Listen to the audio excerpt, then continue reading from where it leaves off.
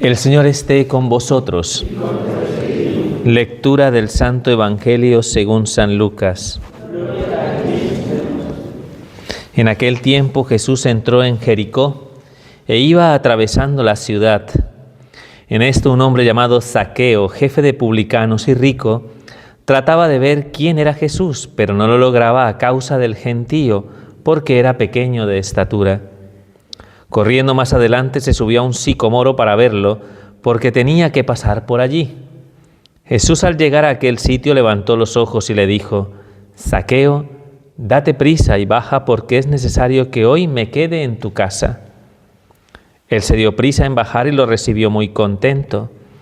Al ver esto, todos murmuraban diciendo: ha entrado a hospedarse en casa de un pecador.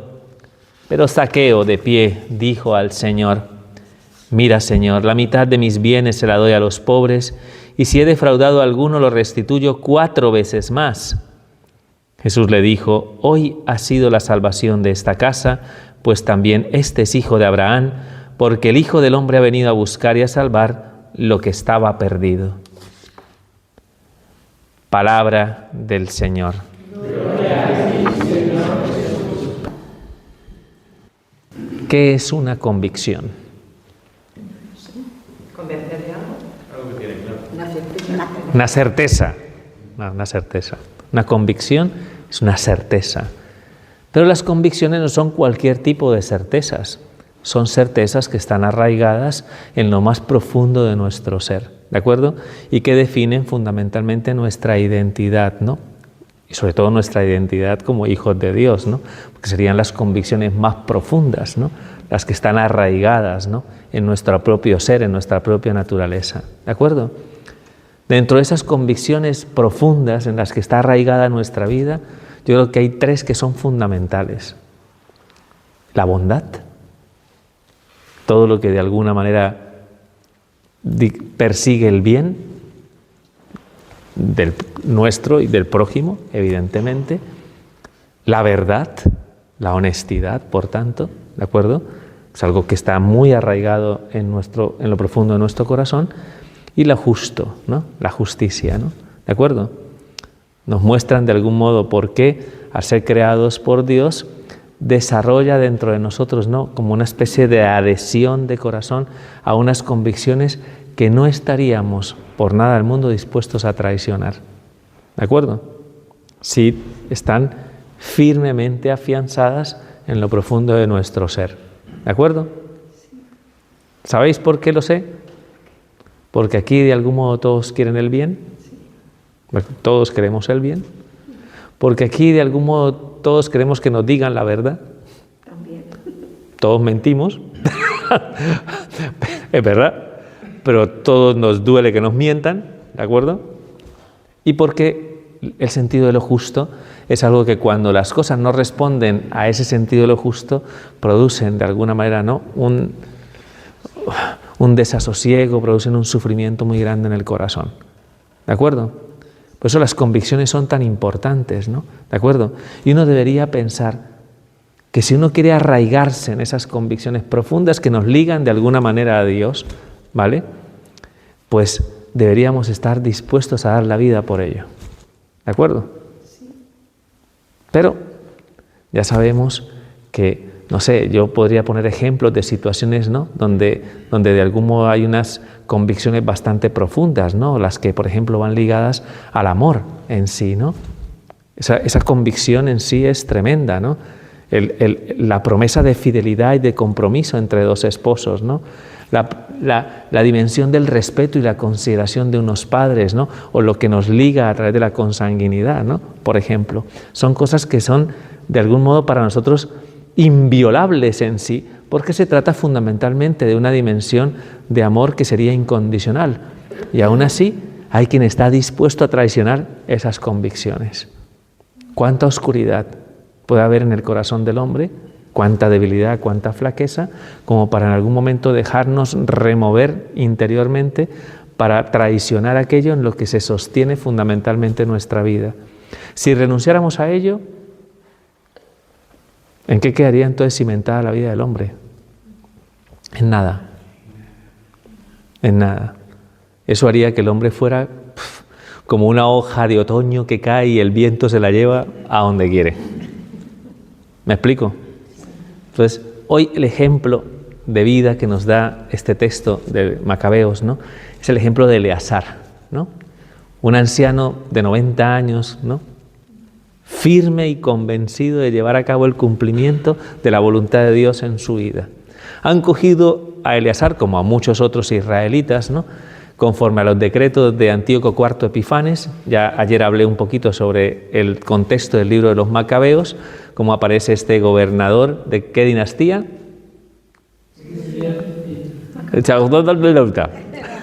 De la dinastía Seleucida, ¿no? ¿De acuerdo? ¿De dónde viene ese nombre? De Seleuco. ¿Quién era Seleuco? Uno de los generales de Alejandro Magno, imperio griego, ¿de acuerdo? Cuando muere Alejandro Magno, pues se reparten el pastel los generales, ¿no? ¿De acuerdo? Y Seleuco era uno de ellos y él tomó la parte, ¿no?, que denominamos normalmente el creciente fértil, donde está la región de Israel, ¿de acuerdo? Está este territorio. Entonces, esta dinastía empezó, ¿no?, a llevar a cabo, ¿no?, pues su dominio, y a este rey se le ocurre la idea, ¿no?, de hacer como una especie de actualización, de puesta en escena en el tiempo de lo que se estaba viviendo, para que todos sus territorios asumieran la ley pagana, ¿de acuerdo? Y dictaminando que quien no quisiera seguir esa ley pagana tenía que ser ajusticiado, ¿no? Sobre todo porque en Israel pretendían ser fieles a la antigua alianza, ¿no? Entonces, todos los que se opusieran a ese decreto del rey tenían que ser ajusticiados. Se quemaban los libros de la ley, ¿no?, la Torá, ¿no?, y se pedía a los israelitas que adoptaran las costumbres paganas, ¿de acuerdo? Entonces muchos de ellos, evidentemente, se resistieron. Los que tenían convicciones firmes, arraigadas en un concepto que es muy importante, que es el que le va a dar sentido a la palabra de Dios en el día de hoy, y es en el hecho de cómo puedo escapar yo de la mirada de Dios. Aunque me engañe a mí mismo, a Dios no lo puedo engañar. Y al final, aunque de algún modo me quiten esta vida, yo sé que hay una esperanza a la que me he de aferrar siempre, ¿no? Y es que de algún modo me espera, ¿no?, una vida eterna, donde de alguna manera hay un premio, hay de alguna manera una recompensa al mérito de la perseverancia y la constancia en la virtud, ¿no? Porque es una convicción firme, ¿no?, el hacer las cosas bien, de cara, ¿no?, a complacer a Dios y a ser partícipe de sus bendiciones divinas, ¿no? ¿De acuerdo? Cogieron a Eleazar y que comiera jamoncito serrano. Bueno, carne de cerdo. En fin, ¿no? Está aquí, ¡ay, qué rico! Sí, pero para los judíos, ¿no?, a los judíos, la carne de cerdo, ¿no?, es uno de esos animales que se consideran impuros, y por tanto se considera que es una grave, ¿no?, infracción a la ley comer carne de cerdo. Alguien diría aquí, uy, lo que se pierden, padre, con el jamoncito. En fin, bueno, no, pues, pero es así, es la realidad. Entonces, estaban obligando a este anciano de 90 años a comer de la carne de cerdo que era ofrecida a los ídolos paganos, ¿no? Entonces, usted puede imaginar a un hombre de 90 años, ¿no?, anciano, metiéndole, ¿no?, esa carne en la boca y tal, ¿no? ¿Me explico? ¿Qué diría un fraile de la luz? ¡Qué rico! ¡Madre mía, qué rico! No. Pero Eleazar, ¿no?, en lugar, o sea, escupía, ¿no?, frente a ellos. Lo que le metían en la boca, lo escupía. No quería de ninguna manera faltar a esa convicción que ligaba su corazón al cumplimiento de los mandatos de la alianza, ¿no? ¿De acuerdo? Entonces, como ven que no lo pueden obligar, ¿no?, que él no está permitiéndolo, entonces lo llaman aparte.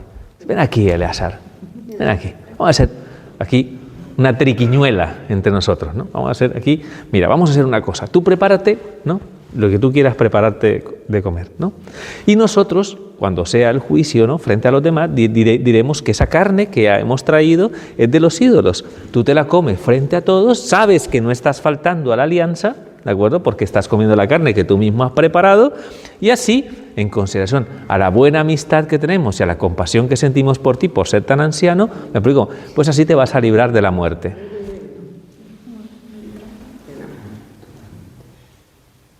¿Y qué se está traicionando aquí? El mismo. Y a Dios. Todo lo que hemos dicho que no se puede traicionar. No se puede engañar a sí mismo, porque no puede engañar a Dios, ¿no? Aunque de algún modo haga algo para contentar a los demás, sabe perfectamente que esa realidad, ¿no?, de alguna manera se fundamenta en el engaño. No se está haciendo bien y al mismo tiempo de no hacerse bien, no le está haciendo bien a los demás porque va a ser un mal ejemplo. Van a decir, como este anciano, considerado evidentemente, porque los ancianos en Israel eran bien considerados, como este anciano con 90 años, ¿no?, va a apostatar, ¿no?, teniendo en cuenta que lo que le queda de vida es muy poco. ¿Qué van a decir los jóvenes? Ah, este se raja. Pues yo también. Ahora, por supuesto, ¿no? Va a ser un mal ejemplo para la juventud. Entonces, por eso Eleazar se mantiene firme ante esa resolución. O sea, yo para que con los años que me quedan, o sea, yo me voy a poner a aferrarme a una vida engañando, ¿no?, a mi pueblo.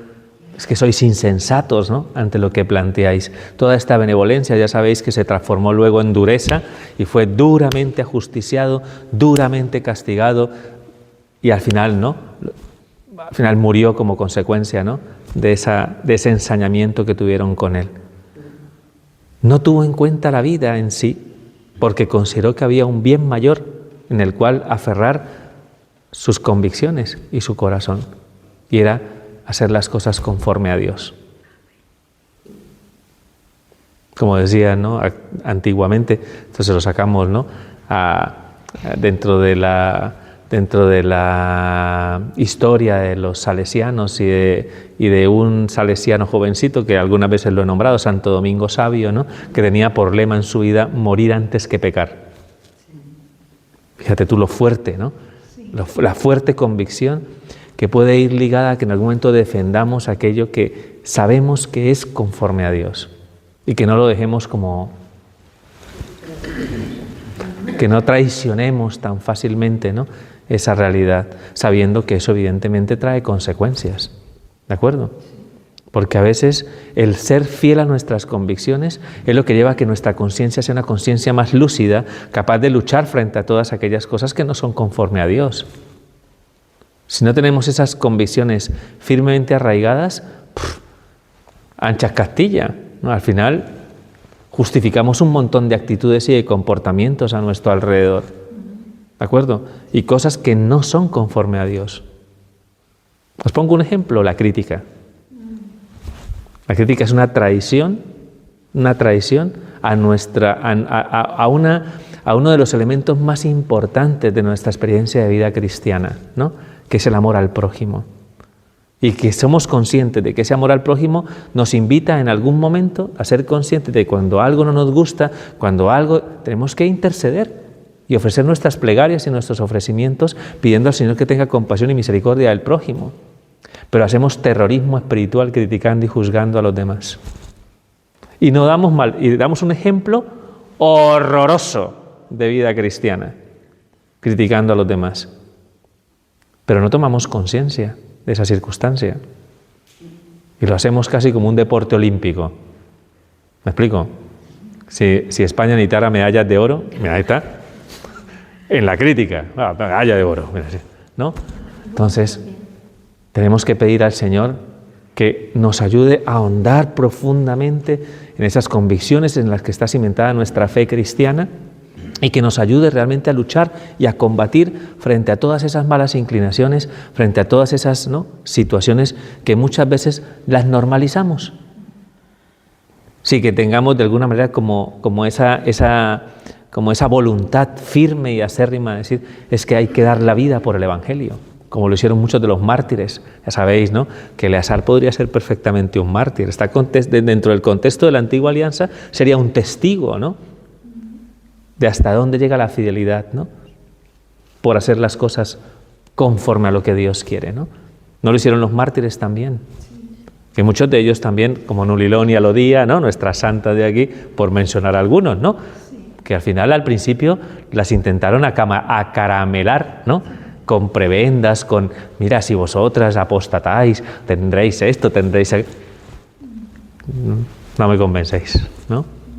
Prefiero morir antes que traicionar las convicciones en las que está cimentada mi vida, de traicionar mi fe. Entonces, vamos a pedir esa gracia para que el Señor renueve nuestro corazón y nos haga vivir profundamente arraigados en lo que Dios quiere. Que nuestras convicciones sean firmes, sino que no seamos veletas. Que son las veletas, ¿no? Dando vueltas así, ¿no? Para donde va el viento, ¿no? Pues que tengamos claro lo que el Señor quiere de nosotros. No dejemos tan fácilmente convivir situaciones que van en contra de nuestras convicciones, porque luego ni siquiera te vas a identificar a ti mismo. Ni siquiera vas a saber quién eres. Porque si te traicionas y te engañas a ti mismo, al final ni siquiera luego vas a saber realmente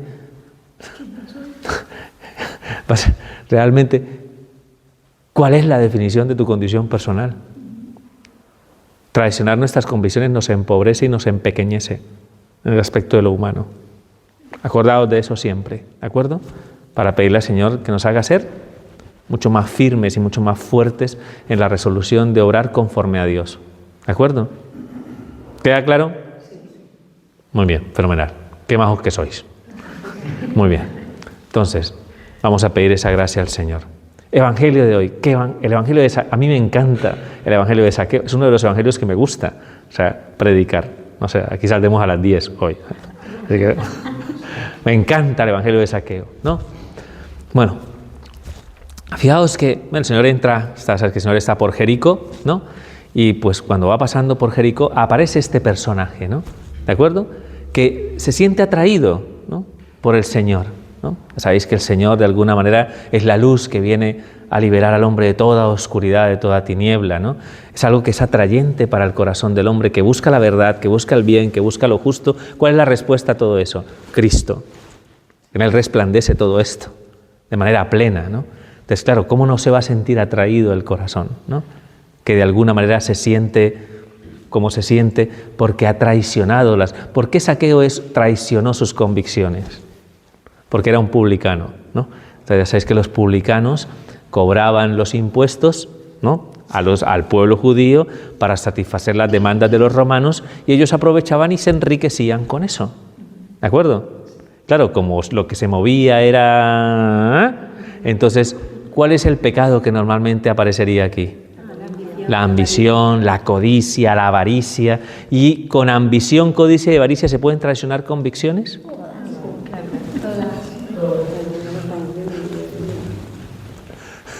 Todas se pueden traicionar con el dinero. El cochino dinero, dicen por ahí, ¿no? Que tanto daño produce, ¿no?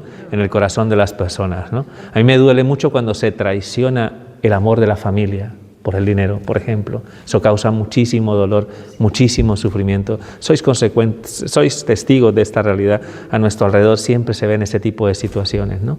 Terrible, ¿no? Lo que pasa en el corazón de Saqueo es un drama. Y fijaos que ese drama parece personificado, ¿no? O sea, porque he dicho que toda persona que traiciona sus convicciones se empequeñece, ¿no? ¿Y cómo era Saqueo? Pequeñito. Pequeño, ¿no? Pequeño. Que cuando quiere buscar al Señor no puede, porque la multitud se lo impide en sí. Además, porque si yo soy judío y veo que Saqueo se quiere acercar, yo hago así. O sea, que no pase Saqueo, ¿no? Es una cosa que hacemos también aquí muchos, ¿eh? Cuidado, ¿eh? Que hay muchos, ¿no? Que impiden que unos cuantos Saqueos, ¿no?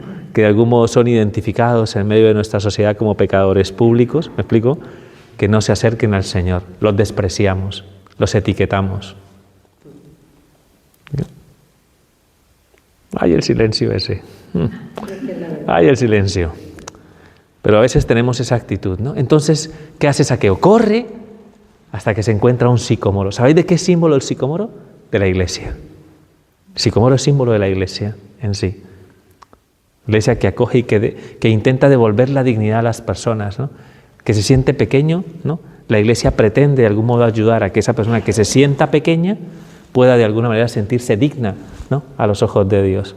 Que se sienta que de alguna manera el Señor le busca y que el Señor quiere su salvación. ¿Eres sicómoro? Sí. Necesito al Señor. ¿O qué eres tú? ¿Le ayudas a las personas a encontrarse con Dios? o escandalizas a las personas y ni entras tú ni dejas entrar a los demás, ¿no? Entonces, el sicomoro es lo que permite que Zaqueo pueda acercarse, ¿no?, al Señor. Y es la misión que debemos cumplir todos. Todos debemos aprender a ser sicomoro. ¿De acuerdo? ¿Queda claro? Sicomoro no es una higuera. No, es un árbol muy específico, con un fruto muy específico que no hay aquí, ¿no? Es más de ese territorio. ¿De acuerdo? Muy bien.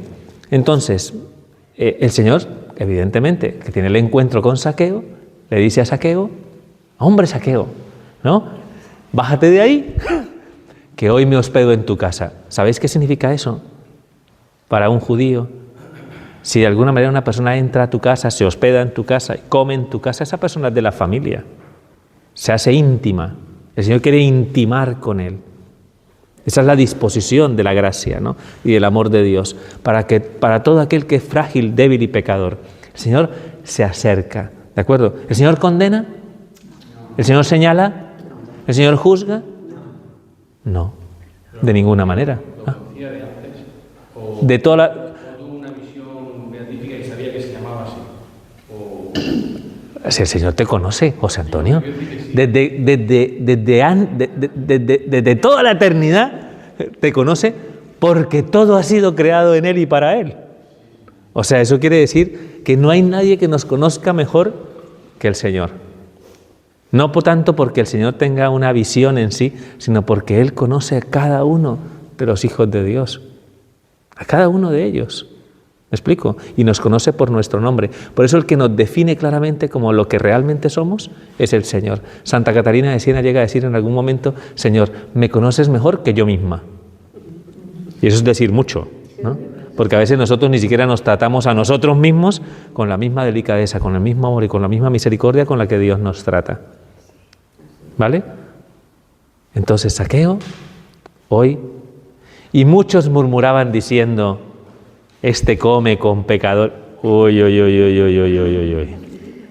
Uy, uy, uy. Mira cómo de alguna manera ahí se nos está mostrando algunas actitudes que se hacen presentes dentro del seno de la misma iglesia y que en algún momento difieren enormemente de los sentimientos de Cristo Jesús. Y eso es un escándalo. ¿De acuerdo? Eso es un escándalo, eso es necedad, en definitiva, ¿no? Que nosotros en algún momento, en lugar de ser acogida, ¿no?, en lugar de ser, ¿no?, lo que tenemos que ser, pero Padre, sí, tú di lo que quieras, ¿no? Di lo que quieras, pero la iglesia tiene que ser acogida, ¿de acuerdo? Tiene que ser acogida, siempre, siempre.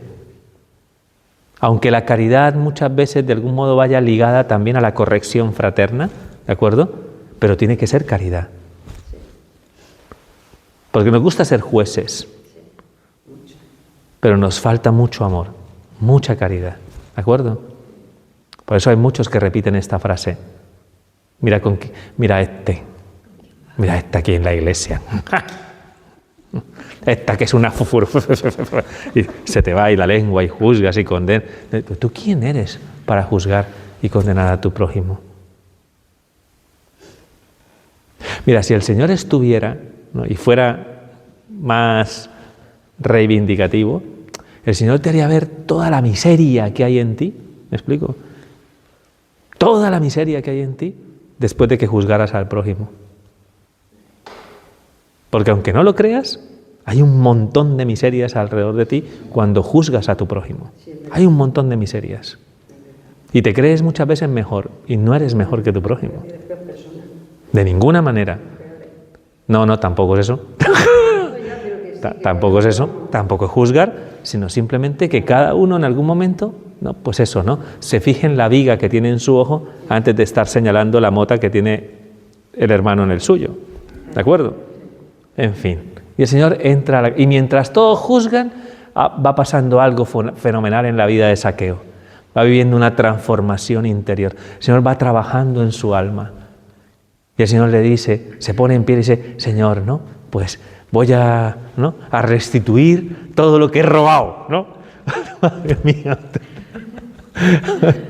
A ver si algún político... En fin. A ver si alguno se entera de este evangelio, ¿no?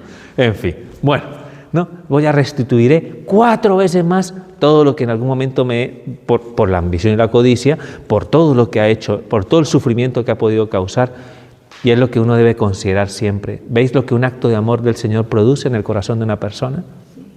El cambio total. Lo que produce el amor, un cambio, una transformación, y esa transformación es para bien en sí, ¿no? Entonces, qué bonito es ver a ese Zaqueo, que antes era esclavo de la ambición, de la codicia.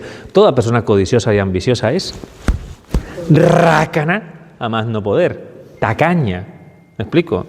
Tacaña, generosa, para ella misma, si acaso. Pero una persona normalmente es rácana siempre que es ambiciosa y codiciosa, cuando está pegada al dinero en sí, ¿no? Y sin embargo vemos la actitud de Zaqueo, una actitud de generosidad, de dadivosidad, de desprendimiento. ¿Qué creéis que ha pasado en ese corazón? Lo blanqueo. Es una Pascua en sí, ¿no? Es una resurrección en toda regla. Pues la salvación ha llegado a esta casa. Este también es hijo de Abraham. Este también es depositario, ¿no?, de los bienes de la salvación. Preciosa, ¿no?, la reflexión. Así que nada, pues pedimos esa gracia para que el Señor nos ayude, ¿no?, en algún momento. El Zaqueo somos nosotros, ¿eh? Ay, ¿quién será el Zaqueo de...? Nada, el Zaqueo somos nosotros, ¿no? Te vamos a pedir la gracia al Señor para que nos ayude a tener esa experiencia, ¿no? La experiencia de la misericordia, del encuentro con el Señor. Facilitemos ese encuentro, hermanos. Facilitemos ese encuentro. Seamos sicomoro. ¿Me explico? No seamos cactus, ¿no? A veces hay gente que es muy cactus, muy pinchosa, ¿no?, en sí, ¿no? Con el prójimo, no. Sed cactus, sed sicomoros, ¿de acuerdo? Vamos a pedirle especialmente también esa gracia al Señor y que de algún modo hoy pongamos en las manos del Señor a tantos Zaqueos que no se han dado cuenta, que no se han encontrado, ¿no? Porque si conocieran el amor de Dios, si lo conocieran de verdad, podrían liberarse de muchas esclavitudes y de muchas de las tentaciones que someten al hombre y que de alguna manera nos hacen traicionar las convicciones y empequeñecernos como personas. ¿De acuerdo? Dentro de ese fiel testimonio, hoy recordamos a San Pedro y a San Pablo en la dedicación de las 2 basílicas que existen en Roma, de las 4 grandes basílicas papales. Ya sabéis que una es la Basílica de San Pedro en el Vaticano, que está construida en la base del monumento funerario en el que fue enterrado San Pedro después de ser ajusticiado en Roma, ¿no? ¿De acuerdo? Había un circo por ahí cerca, ¿no? Entonces, pues eso, ¿no? Pues en lugar del circo, cuando pues allí pues moría la gente, la enterraban ahí en un cementerio cercano, y desde antaño pues se hizo un pequeño monumento funerario que curiosamente las excavaciones dentro del Vaticano lo han descubierto, ¿no? Lo que era el primer gran testimonio.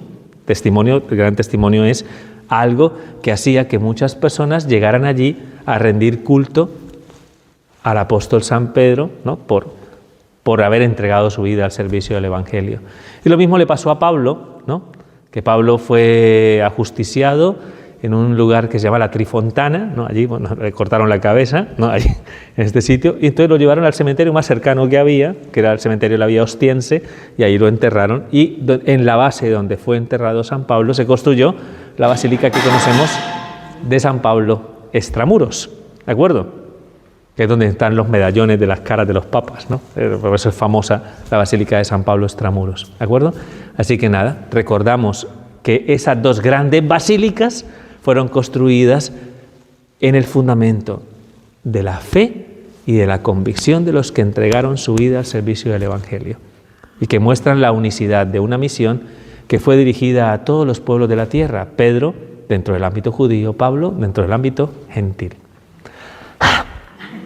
Game over. Hasta aquí llegué. Gloria al Padre, al Hijo y al Espíritu Santo.